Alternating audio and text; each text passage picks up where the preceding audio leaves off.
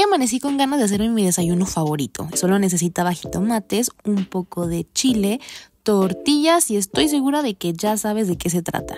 Y si no, pues spoiler, son chilaquiles. Corto las tortillas en triángulos y las pongo a freír en aceite.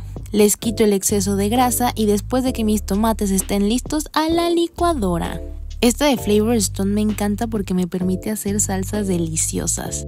Como la cebolla y el jitomate no necesitan de tanta potencia, lo elegí en uno de los niveles más bajos y vean nada más la textura. Ya solo sirvo la salsa, un poquito de crema, queso y de verdad que me hizo el día este desayuno.